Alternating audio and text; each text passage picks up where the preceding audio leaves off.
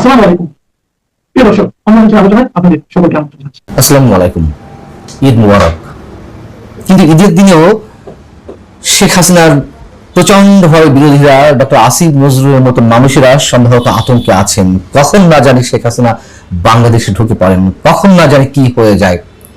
একটু বাড়িয়ে বলছি না, এর প্রমাণ ডক্টর আসিফ নজরুল নিজেই দিয়েছেন। এমনকি তিনি একটি জিনিস পরীক্ষা করতে গিয়ে তার পক্ষ থেকে অনেকটা প্রমাণিত হয়ে গেছে যে শেখ হাসিনা দেশে ফিরছেন।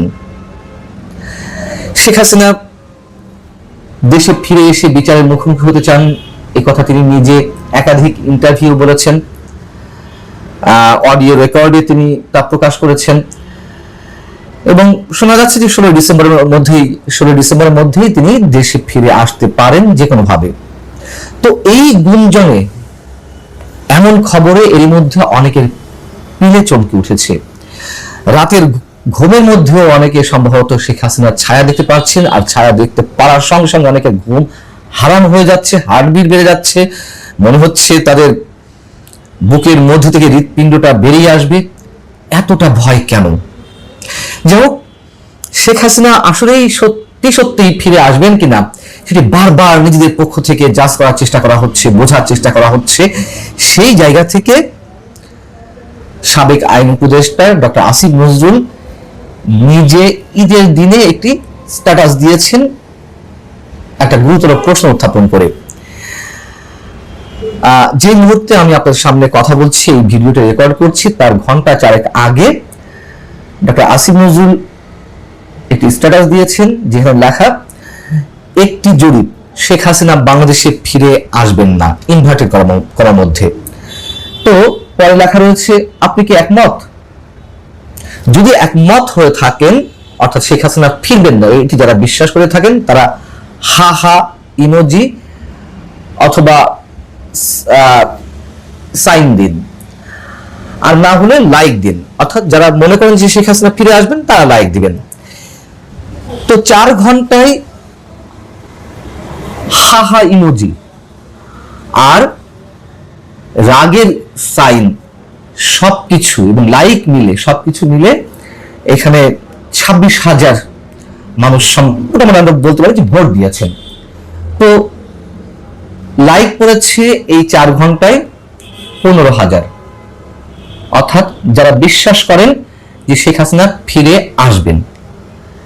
রাগের সাইন পড়েছে, অ্যাংরি সাইন 800-এর বেশি এই 4 ঘন্টা পর্যন্ত, অর্থাৎ প্রায় 16,000 মানুষ মনে করছেন যে শেখ হাসিনা ফিরে আসবেন।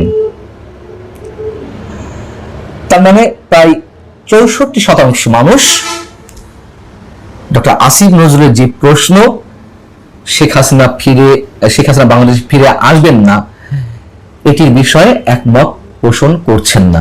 তারা মনে করছেন শেখ হাসিনা ফিরে আসবেন। আর তিনি বলেছেন, যদি তার এই মন্তব্যের সঙ্গে একমত হন যে শেখ হাসিনা ফিরে আসবেন না, তাহলে হাহা সাইন দিন। তো হাহা সাইন পড়েছে কত? 9,500, অর্থাৎ 36-37% মানুষ মনে করছেন শেখ হাসিনা ফিরবেন না। আরেকটি মজার বিষয় লক্ষণীয়, যেটি এর মধ্যে উল্লেখ করেছি, যে শেখ হাসিনা ফিরে আসবেন না এটি যারা মনে করেন তারা হাহা সাইন দিন। তার মানে একটা ব্যঙ্গাত্মক সুরে উত্তরটি দিতে বলেছেন পক্ষে। তো হাহারি একটা তো হেরে গেল। এবং ডক্টর আসিফ নজরুল যতটাই ব্যঙ্গাত্মক ভাবে শেখ হাসিনা বিষয়ে প্রশ্ন করতে পেরেছিলেন বা করতে চেয়েছেন, তিনি নিজেই এখন হা হায়ের শিকার। আসিফ নজরুলের যতই ধরে নেওয়ার চেষ্টা করুন, মনকে বুঝ দেওয়ার চেষ্টা করুন যে শেখ হাসিনা ফিরবেন না, শেখ হাসিনা ফিরবেন না, বারবার সেখান থেকে নানান ধরনের প্রশ্ন করার চেষ্টা, নানান ধরনের জরিপ চালানোর চেষ্টা, কিন্তু প্রতিটাই তাদের বিপরীতে যাচ্ছে। তার মানে আমরা এটা বলতে চাচ্ছি না যে যা কিছু প্রমাণিত হচ্ছে, মানে শেখ হাসিনা ফিরে আসবেন, এটি যে সর্বসাকল্যে সেটাই সঠিক হবে সেটি বলতে পারছি না। তো বাস্তবতা হচ্ছে শেখ হাসিনা ফেরার সম্ভাবনা অনেক বেশি, যদিও কেউ কেউ এটিকে স্ট্যান্ডবাজি মনে করছেন, কেউ কেউ গলাবাজি মনে করছেন, চাপাবাজি মনে করছেন। যেটি হোক না কেন, আসিফ নজরুলরা ডক্টর আসিফ নজরুল বা মাহফুজ আলম বা যাই বলুন না কেন, যাই বোঝাতে চান না কেন, তারা যে এক প্রকার আতঙ্কে আছেন সেটি স্পষ্ট। মানে এই যে শেখ হাসিনা আসবেন কি আসবেন না সেটি নিয়ে নানান ধরনের পরীক্ষা, নানান ধরনের স্ট্যাটাস এর আগে মাহফুজ আলম স্ট্যাটাস দিলেন যে আওয়ামী লীগ এর মধ্যে ফিরে এসেছে। কিভাবে ফিরে এসেছে? কথিত বিপ্লবীদের যেই নানান ধরনের অপকর্ম, ডক্টর ইউনূস সরকারের যে বিতর্কিত কর্মকাণ্ড, নানান ধরনের অপকর্ম, এর মধ্য দিয়ে আওয়ামী লীগ প্রাসঙ্গিক হয়ে উঠেছে, আওয়ামী লীগ ফিরে এসেছে। পাল্টা স্ট্যাটাস দিলেন আসিফ নজরুল, তিনি বলেছেন আওয়ামী লীগ আগে থেকেই ছিল, শুধু ফিরে এসেছে তাদের দম্ভ। মানে কত ধরনের মন্তব্য, কত ধরনের পরীক্ষা আমরা এই কদিনের মধ্যে দেখতে পাচ্ছি। এবং সরকারও নিঃসন্দেহে খুব স্পষ্ট করে বলছে না শেখ হাসিনার এই ঘোষণার পরিপ্রেক্ষিতে কোনো কিছুই তারা বলছে না, শুধু বলছে ভারত সরকার ফেরত দেবে, আমরা চাই। এই আমরা চাইয়ের মধ্যে সীমাবদ্ধ রয়েছে। কিন্তু শেখ হাসিনা যদি নিজ জায়গা থেকে ফিরে আসতে চান, যে ট্রাভেল পাসের বিষয়েও প্রশ্ন করা হয়েছিল, শেখ হাসিনা 15 আগস্টের আগে ট্রাভেল পাস নিতে চান বাংলাদেশ হাই কমিশন থেকে ভারতে অবস্থিত, সে বিষয়ে কিন্তু সরকারের পক্ষ থেকে দায়িত্বশীল ব্যক্তিরা এড়িয়ে যাচ্ছেন। কেন বলতে পারছেন? আমি বারবার একটা কথা বলছি যে আমরাও চাই শেখ হাসিনা বিচারের মুখোমুখি হোক। কেন সরকারের পক্ষ থেকে নির্দিষ্টভাবে কিছু বলা হচ্ছে না, হ্যাঁ শেখ হাসিনা যদি ট্রাভেল পাস চান আমরা দ্রুত গতিতে সেটি ব্যবস্থা করব? সবাই বিপদে আছে। শেখ হাসিনার বিচার যারা জোরে সোরে উচ্চারণ করছেন, দাবি করছেন, আসলে তারাও স্পষ্টভাবে আমার মনে হয় মনে মনে চান না যে তিনি ফিরে আসুন। তারা এইটুকুর মধ্যে থাকতে চাই যে শেখ হাসিনার কিছু হোক আর না হোক, দেশে যেন অন্তত ফিরে না আসে। কেন চান এটি তারাই ভালো বলতে পারবেন। তবে নানান ধরনের সিমটম তো দেখা যাচ্ছে। ডক্টর মোহাম্মদ ইউনূস বুধবারই দেশ ছেড়েছেন প্যারিসের উদ্দেশ্যে।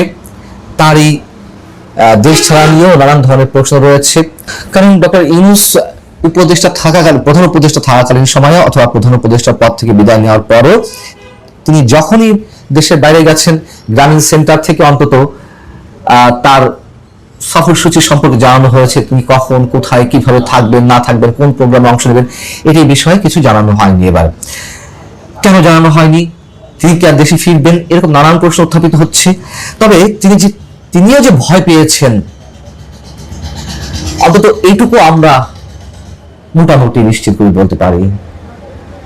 জনরোষ যেভাবে বাড়ছে, তাতে তার মানে দেশের বাইরে যাওয়ার বিষয়টি যদি আগাম কোনোভাবে কেউ জেনে যান, তাতে মবের শিকারও হতে পারেন, এই আশঙ্কা তো তার রয়েছে, যেহেতু মবের জনক তিনি বাংলাদেশে। অতএব এইবার অন্তত তিনি নীরবে দেশ ছেড়েছেন। তিনি আদৌ ফিরবেন কিনা আমরা জানি না, নিশ্চিত করে কিছু বলা যাচ্ছে না। তো ভয় যে নানান ভাবে ডক্টর ইউনূস সহ তার সাবেক উপদেষ্টাদের আষ্টে পৃষ্ঠে জড়িয়ে ধরেছে, এইটুকু নির্দ্বিধায় বলা যায়। আসসালামু আলাইকুম ওয়া রাহমাতুল্লাহি। ভালো থাকুন সবাই। সম্মানিত দর্শক, দেশ চালানো কোনো সহজ বিষয় নয়। পৃথিবীর সবচেয়ে কঠিনতম একটা বিষয়। যুদ্ধের ময়দানে তলোয়ার নিয়ে যখন আপনি যুদ্ধ করেন, প্রতিপক্ষের সঙ্গে আপনার যখন এরকম একটা পরিস্থিতি হয়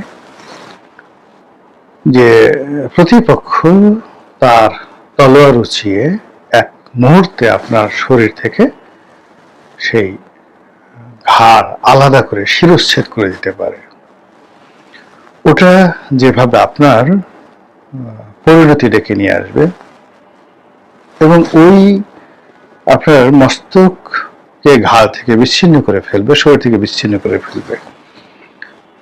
এই আতঙ্ক আপনাকে যতটা না তাড়া করে, বা যুদ্ধের ময়দানে এরকম একটা 1-to-1 আপনি যুদ্ধ করছেন, আপনার পিঠে মানে তীর আছে,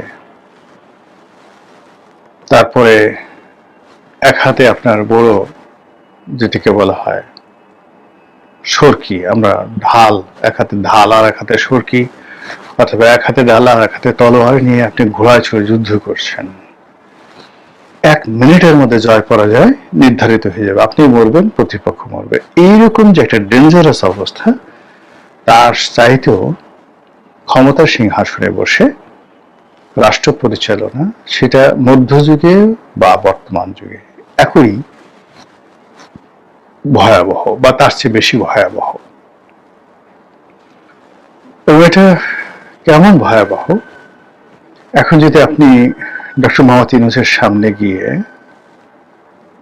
সামনে মাইকটা ধরেন, তাকে যদি বলেন দাদু ভাই বা মামা হুজুর বা চাচা যান যারা বয়স্ক লোক তারা ভাইজান বলতে পারেন, যারা তার ছাত্র তারা বলতে পারেন স্যার, মান্যবর স্যার, যারা তাকে আল্লাহর ওলি মনে করেন তারা বলতে পারেন ইয়া শায়েখ, ইয়া হুজুর, ইয়া হযরত। আপনার অনুভূতি বলুন, রাষ্ট্র পরিচালনা করতে কেমন লাগে, এখন আপনার কাছে কেমন লাগছে? আবার কি আপনি দ্রুত মানে এখন আপনাকে তারেক রহমান সাহেব যদি ক্ষমতা হস্তান্তর করতেছে, আপনাকে একটা অন্তর্বর্তীকালীন সরকারের প্রধান হিসেবে 2 বছর দেশ চালাতে চায়, আপনি কি করবেন? একটু কল্পনা করেন তার উত্তর কি হতে পারে। নর্মালি তো যে কোনো একটা প্রশ্ন করলে সে হাত ঝুলায়, তারপরে হেসে দেয়, অনেক সময় খুব জোরে জোরে হেসে হেসে কথা বলে, ইংরেজিতে কথা বলে, বাংলাতেও সুন্দর করে কথা বলে। এখন এই ধরনের প্রশ্নগুলো যদি আপনি এখন যান, বিবিসি সাংবাদিক হুবহু এই প্রশ্নগুলো করে, আপনি দেখবেন যে তিনি আর হাসতে পারছেন না। তার ইংরেজি ভালো হচ্ছে না, বাংলাও ভালো হচ্ছে না। পো পো, কো কো, চো চো, মানে এই যে কথার মধ্যে যে জড়তা আসে, ক্যা ক্যা, ঘ্যা ঘ্যা, এরকম দেখবেন যে তার গলা থেকে ঘর ঘর শব্দ বেরোচ্ছে। তিনি সাবলীল ভাবে কথা বলতে পারছেন না। এই যে আমি সাবলীল ভাবে কথা বলছি, কিন্তু আপনি যদি আমাকে ভয় দেখেন, আমার পিছনে যদি হঠাৎ একটা গোখরা সাপ আসে, ফোঁস শব্দ হয়, আপনি দেখবেন যে আমার মানে মুখ ফ্যাকাশে হয়ে গেছে। আমি বারবার আপনাদের সামনে ক্যামেরায় ঢোক চিপছি, অথবা 1 মিনিটের মধ্যে ওরে বাবা গো, ওরে মা গো বলে আমি চিত হয়ে পড়ে যাব, অথবা ক্যামেরা ঠ্যামেরা রেখে আপনার হাসতে হাসতে মরে যাবেন আমার কাণ্ড দেখে। তো ওইরকম মানুষ ভয় পেলে তার আর স্বাভাবিক কণ্ঠস্বর থাকে না, সে হাসতে পারে না, বা হাসলে সে পাগলের মতো হাসে, মুখ হা হা হা হা করে, যে যাত্রা মঞ্চে যে নাটক ওইরকম ভাবে হাসে। একই প্রশ্ন যদি আপনি ওনার যে সকল উপদেষ্টা রয়েছেন তাদেরকে জিজ্ঞাসা করেন, দেখেন ওই যে সাদা চুলের একটা উপদেষ্টা ছিল না, আদিলুর রহমান, ওনার উপদেষ্টা মন্ডলীর মধ্যে সবচেয়ে পাওয়ারফুল ছিলেন, অ্যারোগ্যান্ট ছিলেন, রাগে ছিলেন। এই ভদ্রলোকের কোন খোঁজ খবর আছে দেখেন তো, তাকে একটু জিজ্ঞাসা করেন তো সে কি করতে চায়, সে রাজি কিনা। কিংবা আরেকজন খুব সুন্দর করে কথা বলতেন, একজন সচিব ছিলেন, ফয়জুল করিম খান। মানে অ্যাজ ইট ইজ পৃথিবীর সবচেয়ে সেরা সুন্দর একজন শাসক। এখন তাকে একটু জিজ্ঞাসা করেন যে আবার একটু সুযোগটা নেবেন কিনা।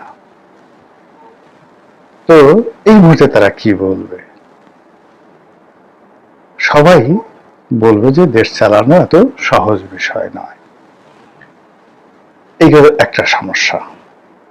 2 নম্বর হলো যে এই যে দেশ চালানো সহজ বিষয় নয়, তারপরে সবাই দেশ পরিচালনা করতে চায়। আপনি যদি আমাদের গ্রামে যান বা মহল্লায় যান, পাড়াতে যান, গ্রামের যে চায়ের দোকানদার আছে, বিড়ির দোকানদার আছে, ফেরিওয়ালা আছে, রিক্সাওয়ালা আছে, আপনি তাকে যদি জিজ্ঞাসা করেন, আচ্ছা বলেন তো আপনি যদি দেশের প্রধানমন্ত্রী হতেন কি করতেন, সে কোন রকম চিন্তা ভাবনা না করে 1 মিনিটই বলবে সে প্রধানমন্ত্রী হলে এটা করবে। তাহলে চিন্তা করুন যে সবাই মনে করে যে প্রধানমন্ত্রী হওয়া তার পক্ষে সম্ভব, রাষ্ট্র পরিচালনা করা সম্ভব, এবং যাকে বলা হয় তিনি যদি রাষ্ট্রপতি হন, প্রধানমন্ত্রী হন, তাহলে তারেক রহমান সাহেবের চাইতে, শেখ হাসিনার চাইতে, ইউনূস সাহেবের চাইতে তিনি ভালো করতে পারবেন। এটা গেল একটা সমীকরণ, অর্থাৎ আগের একটা সমীকরণ আর দ্বিতীয় সমীকরণ। তো ডক্টর মোহাম্মদ ইউনূসের মতো যারা লোকজন রয়েছেন, যারা নন পলিটিক্যাল, তারা মানে দ্বিতীয়বার এটা হবে না। প্রথমবার ধরুন আপনাদের যাদের মুসলমানি করা হয়েছে, ছেলেদের মধ্যে যাদের মুসলমানি করা হয়েছে, তো এখন মুসলমানের আগে তো আপনাদের অনেক ভয় ছিল, এখন হয়তো অনেকে বুড়ো হয়েছেন, অনেকে যুবক আছেন, অনেকে বিয়ে করবেন।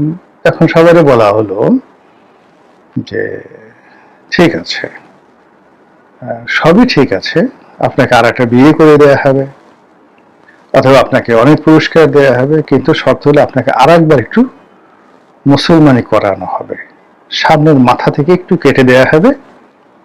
এই মেডিসিন দিলে আধা ঘন্টার মধ্যে আপনি সুস্থ হয়ে যাবেন। তারপর আপনি যা চাইবেন তাই হবে। তো সমস্ত মানুষ কি করবে? দৌড়াদৌড়ি শুরু করবে, বাবা গো আমার কিচ্ছু লাগবে না, বিয়ে করতে চাই না, সিংহাসন চাই না, আমি আমার মুসলমানি আমি আবার দ্বিতীয়বার করতে পারবো না, মরে গেলে পারবো না। তো যারা নন পলিটিক্যাল যারা লোক আছে, তাদের কাছে রাজনীতিতে এই রাষ্ট্র ক্ষমতা একবার যদি তারা ছ্যাঁকা খায়, দ্বিতীয়বার তাদের কাছে এইরকম দ্বিতীয় মুসলমানের মতো ভয়ঙ্কর হয়ে যায়। ফলে আপনি তাদেরকে আর দ্বিতীয়বার দেখতে পারবেন না, দে আর ফিনিশড। আপনি তাদেরকে আর আনতে পারবেন না যারা একবার এখানে ছ্যাঁকা খেয়ে যায়। কিন্তু যারা পলিটিক্যাল লোকজন, এই যে ধরুন বিএনপি আওয়ামী লীগের যে সমস্ত লোকজন, তারা বছরের পর বছর মার খাচ্ছে, তারপর বছরের পর বছর জেল খাটছে, সবকিছু হারাচ্ছে, বাড়িঘর ভেঙে তছনছ হয়ে যাচ্ছে, কিন্তু তারপরেও আবার তারা রাজনীতি করতে চায়, আবার তারা মন্ত্রী হতে চায়, আবার তারা ক্ষমতায় ফিরতে চায়, আবার তারা পালাতে হবে, আবার তাদের ফাঁসির মঞ্চে ঝুলতে হবে, কিন্তু ডাজ নট ম্যাটার, তারা আবার হতে চায়। এটা জাস্ট লাইক সেক্স। মানে একটা মানুষ সারা জীবন শুধু পুরুষ বা নারী সে সেক্স করতেই থাকে, করার পর মনে হয় এগুলো আর দরকার নাই, ঝামেলা। যদি স্ত্রীর সাথে হয় আর করবো না, এগুলো ভালো না, স্ত্রী ভাব দেখায়, বা কোন স্ত্রী যদি হয় স্বামী বলে দূর, এই স্বামী ঠিক মতো পরিষ্কার টরিষ্কার করে না, মুখে গন্ধ, বগলে গন্ধ, কুস্কিতে গন্ধ, ঠিক মতো সেইভও করে না, এই এই সমস্ত খবিশের সাথে আর জীবনে করবো না। কিন্তু যখন উত্তেজনা এসে যায়, তখন এগুলো সব সে ভুলে যায়, গন্ধের মধ্যে সে নিজেকে বিলীন করে দেয়। পুরুষের ক্ষেত্রে একই অবস্থা। বুড়ি বউ বা ধরেন যুবতী বউ, কিন্তু কোনো কারণে তার পছন্দ না, দাঁত বাঁকা, তারপর শেষে মুখ দিয়ে গন্ধ আসে, সারাদিন মানে যাকে বলা হয় হাড্ডি, মানে হাড্ডি সার, সেই দিন দিন কাজ করছে ঠিক মতো, মানে এটা দেখলেই স্বামী প্রত্যেকবার মনে হয়, সেক্স করার পরে মনে হয় যে এর সাথে আর দ্বিতীয়বার হবে না। কিন্তু যখনই কামনা জাগ্রত হয় তখন হি ফরগেট এভরিথিং। এটা হলো পজিটিভ। আর যারা ধরেন পারভার্সন রয়েছে, ধর্ষণ করে, খুন, মানে এই সমস্ত অপকর্ম করে, তাদের কথা আলাদা। অনেকে তো গরু ছাগলও বাদ দেয় না। অনেকে ধরেন যারা পায়ুষ্কাম করে, সমকামিতা। এখন পুরুষের ধরেন একজন পুরুষকে সে ধর্ষণ করলো, বা একটা ছেলেকে, সেই পুরুষের কোষ্ঠকাঠিন্য, তার মল দ্বারা হয়তো দেখা গেল 1 মাসের মল জমে আছে, ওর মধ্যে তার ঢুকতে হবে। তো আপনি বুঝেন ব্যাপারটা, লোভ মানুষকে কোথায় নিয়ে যায়, লালসা মানুষকে কোথায় নিয়ে যায়। তো এই যে লোভ এবং লালসা, সেই লালসা থেকে বের হওয়ার জন্য যে মানসিক প্রস্তুতি দরকার, যে মেডিটেশন দরকার, এটা 1984 যে গল্প, সেখানে জর্জ অরওয়েল অসাধারণভাবে বর্ণনা করেছেন। তো সেখানে নারী পুরুষ সেক্স করবে না, তাদেরকে বোঝানো হচ্ছে যে তুমি তোমার কাছে যে যন্ত্রটা আছে, পুরুষকে বলা হচ্ছে এটা হলো ধরো একটা বেলুন, যার মধ্যে শুধু প্রস্রাব, মূত্র ভরা, আর অন্য একটা পাত্র রয়েছে, সেই পাত্রের মধ্যেও মূত্র ভরা। তুমি কি করছো? তোমার সেই মূত্রের থলিটি আর একটা মূত্রের ভাণ্ডের মধ্যে ঢুকাই দিচ্ছ। এটা একটা কাজ হলো। এইভাবে বছর পর বছর করার ফলে দেখা গেল নারী পুরুষের মধ্যে এই যৌনকর্ম এরকম একটা ঘৃণার বিষয় হয় যে তারা আর বিয়ে করতে চায় না কেউ। ওই বইতে এইভাবে লেখা আছে। তা আমরা আসলে এই বিষয়গুলো না, মানে সবকিছু আলোচনা করি, গালাগালি করি, কিন্তু এই বিষয়গুলো ইন ডিটেলস আমরা কখনো আলোচনা করি না। এই যৌনতার সঙ্গে রাজনীতির কি সম্পর্ক, এখানে যে বিকৃত যে রুচি রয়েছে, যে পারভার্সন গুলো রয়েছে, এখানে যে ধর্ষণ রয়েছে, এখানে যে পায়ুষ্কাম রয়েছে, এই জিনিসগুলোই আপনি দেখবেন রাজনীতিতে বিভিন্ন ফর্মে ফিরে আসছে এবং আমাদের জীবন তছনছ করে দিচ্ছে। মূল প্রসঙ্গে আসি। আপনার রাজনীতি করার ইচ্ছা হোক, আবার ক্ষমতা পাওয়ার ইচ্ছা হোক, দেশ চালানোর ইচ্ছা হোক, আবার আপনি জেলে যান, বা আপনি ফেল করেন, বা আপনি কখনো না আসেন, এটা হলো যাই হোক না কেন, কিন্তু সত্যিকার অর্থে যদি আপনি রাষ্ট্র পরিচালনা করতে চান, অমরত্ব লাভ করতে চান, এটা একজন শাসক যিনি তার সুশাসনের জন্য, ন্যায় বিচারের জন্য কিয়ামতের ময়দানে আল্লাহর কাছে সবচেয়ে সম্মানিত ব্যক্তি হিসাবে গৃহীত হবেন, এবং তার অবস্থান হবে কিয়ামতের ময়দানে মহান আল্লাহ রাব্বুল আলামিনের আরশে আজিমের নিচে, তার ছায়াতে তিনি থাকবেন এবং জান্নাতের সর্বোচ্চ মাকামে।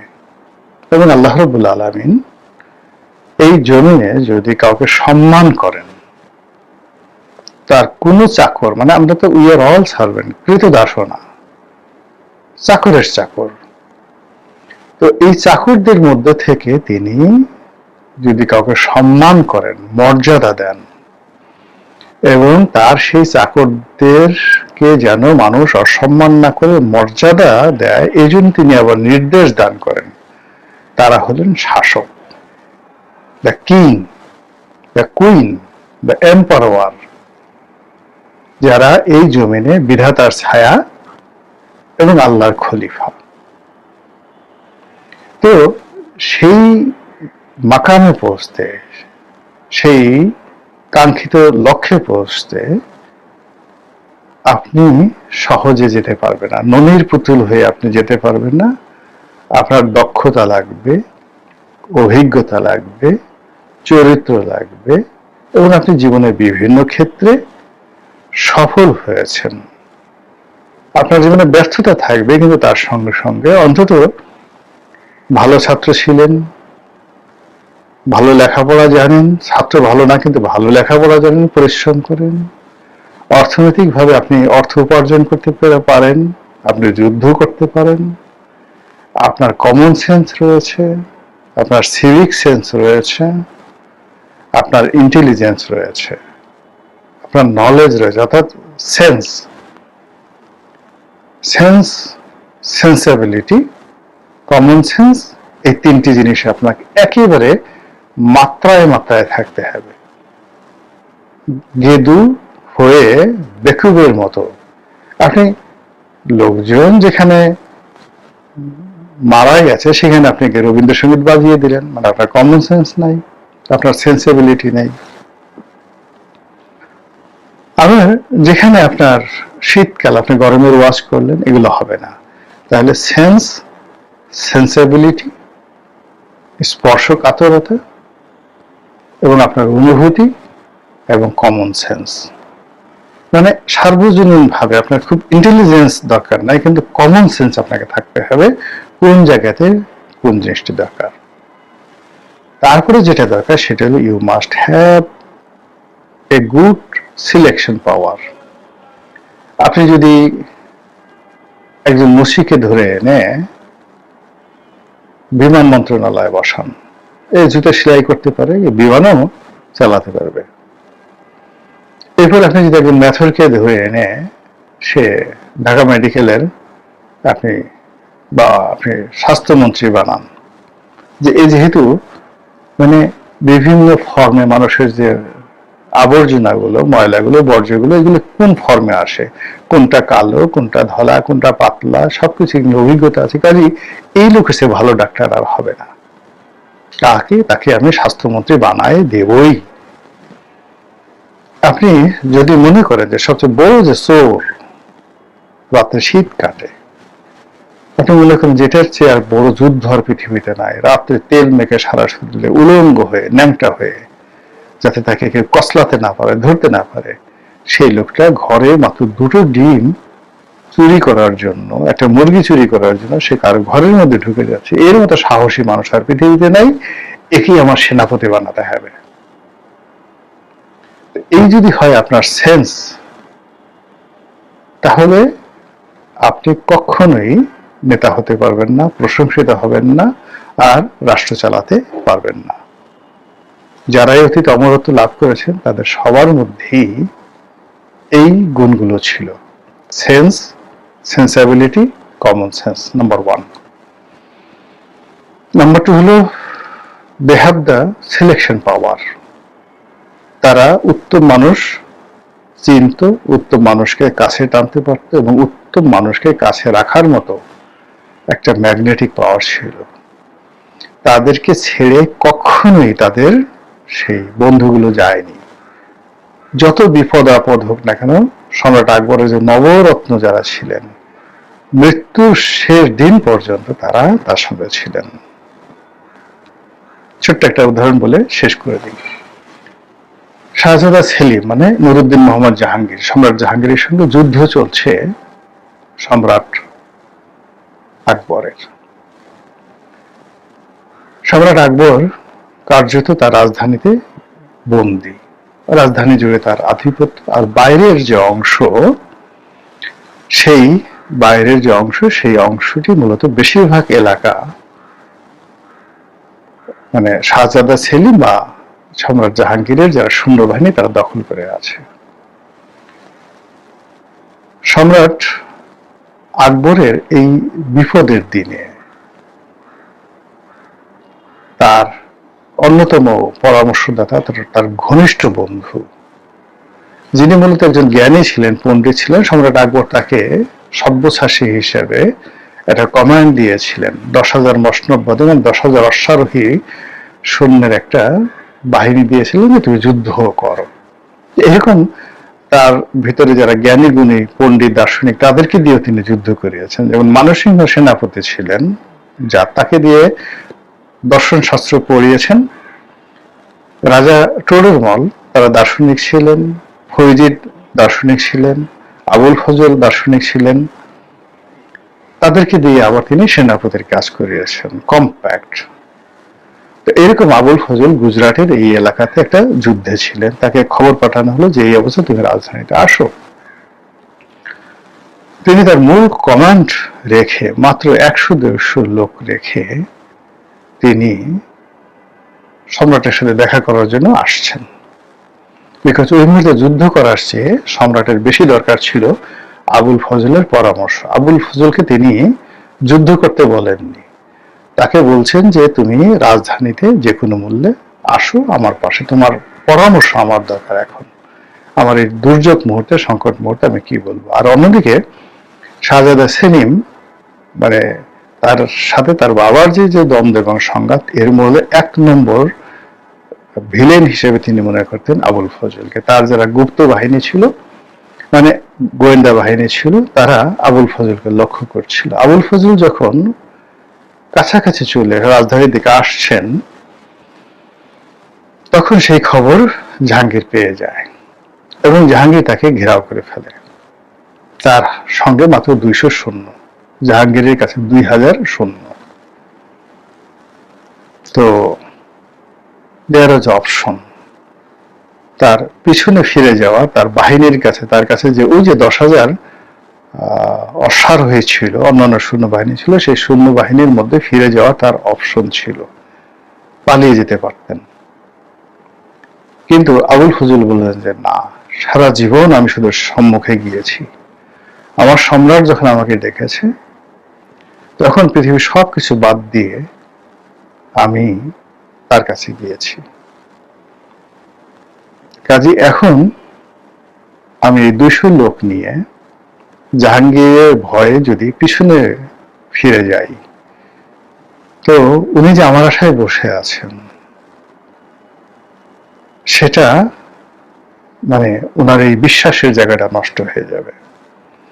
2 নম্বর হলো যে এই যে আমি একবার পালিয়ে যাব, এই যে আমার মধ্যে যে একটা ভয়ের সংস্কৃতি চালু হবে, এটা আমি আর এই বৃদ্ধ বয়সে আমি আর দ্বিতীয়বার দাঁড়াতে পারবো না। এর চেয়ে বরং পরিস্থিতির মোকাবেলা করে মরে যাওয়াটা আমার জন্য সম্মানজনক। এবং তিনি সেই কাজটি করলেন, যুদ্ধ করলেন এবং স্পট ডেথ, মারা গেলেন। তো এই যে আবুল ফজলের মতো মানুষ দেখেন জীবনের শেষ পর্যায়ে তাদেরকে সিলেকশন করেছেন আকবর, আর জীবনের শেষ পর্যায়ে আবুল ফজল থেকে শুরু করে তার যে 9 জন জুয়েল ছিল, 9 জুয়েলস, কেউ তাকে ছেড়ে যায়নি।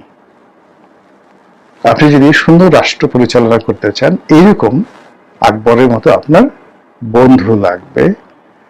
এই বন্ধু পায়ের কাছে বসে থাকা নয়, এই বন্ধু গাড়ির সঙ্গে দৌড়ানো নয়, এই বন্ধু আপনার জন্য কি অন্যকে চড় থাপ্পড় মারছে, অন্যের গলা ধাক্কা দিচ্ছে, এই বন্ধু নয়। যে বন্ধু আপনার মস্তিষ্ক, আপনার চরিত্র, আপনার লোভ, আপনার নফস, প্রত্যেকটা জিনিসের উপর প্রভাব বিস্তার করতে পারে। মহান আল্লাহ আমাদের সবাইকে হেদায়েত দান করুন এবং হেফাজত করুন। আসসালামু আলাইকুম ওয়া রাহমাতুল্লাহি ওয়া বারাকাতুহু।